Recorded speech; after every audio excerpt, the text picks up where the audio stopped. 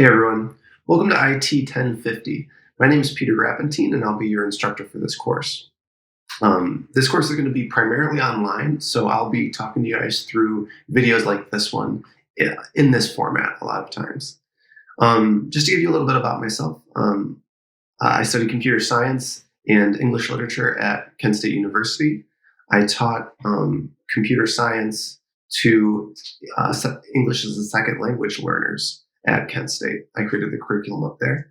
And I've been a software engineer for over 5 years now, working at Progressive Insurance. I've worked on their web apps and on their mobile apps as well.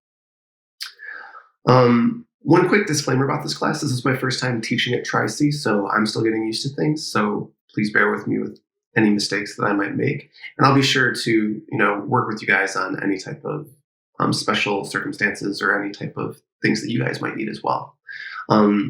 Like I said before, this course is going to be 100% virtual, and it's going to coincide with the other IT 1050 courses, meaning that in the other classes, they'll be learning the same things that we're learning, although they'll be taught by a different teacher.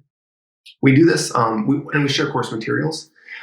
We do this generally so that it's a more consistent experience for students who move through the program. So after IT 1050, we can pretty much guarantee that you guys have been exposed to the same information no matter what teacher you've had. That being said, the course for the other class was adapted from in-person session. And so for this course, which is 100% virtual, there will be no mandatory Zoom meetings. So we will not be having Zoom meetings every Tuesday from, I think it was 7 to 8:15 or 7:30 to 8:45, I forget which. Those will not be mandatory and we won't be having them. I am open to having a regular Zoom meeting if that's what you guys want. We can find a day that works the best for as many people as possible. But regardless, though, it will not be mandatory. So I got a couple emails about not having a webcam or not having a microphone on their computer. That's not a big issue. As long as you watch the videos, you can keep up with everything 100% virtually at your own pace. Although, obviously, we will be switching topics every week. And just to get into what those topics are, I'm going to pull up the syllabus. And in the syllabus, we have our course calendar here. So for the first 2 weeks,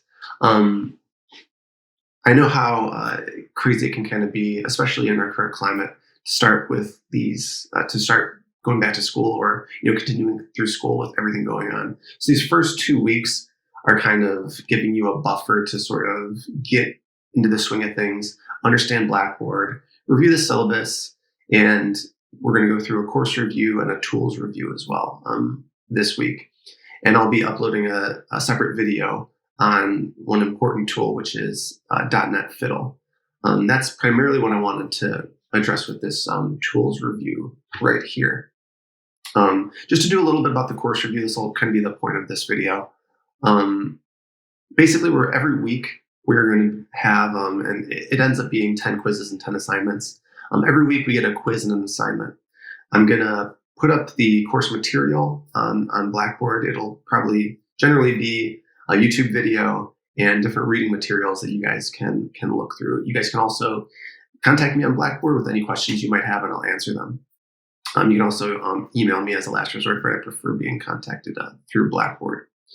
So we'll post the course material with a video and other reading materials that you guys can use for that specific topic. And then we'll have an assignment and a quiz. And so we'll be conducting these assignments through Blackboard, and we'll be relying heavily on .NET Fiddle, which I'll address in a subsequent video here.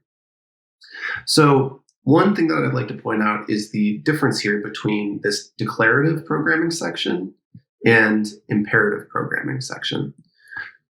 So these are different paradigms, which is they're like sort of a different way of thinking about programming. We'll be using the same language the whole way through. And so we're going to be using C# the whole way through. And you guys will be coding C# in .NET Fiddle.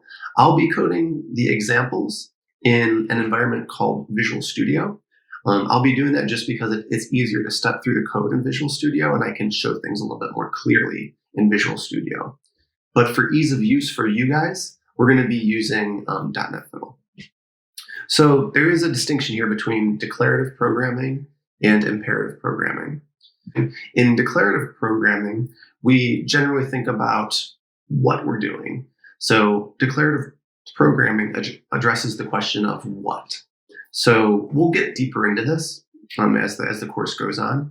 But I just want you guys to know for now, when you're thinking of declarative programming, think you're answering the question what. The next section here is imperative programming. And imperative programming addresses the question of how. So it's like, how is something done? Whereas declarative programming is what is being done. But in those two sections, we're going to have multiple assignments, and everything kind of flows together, though. We're not going to be changing languages or anything like that. It'll all flow together, so it'll be easy to understand, hopefully. So just the next sort of thing I wanted to address was the grading scale.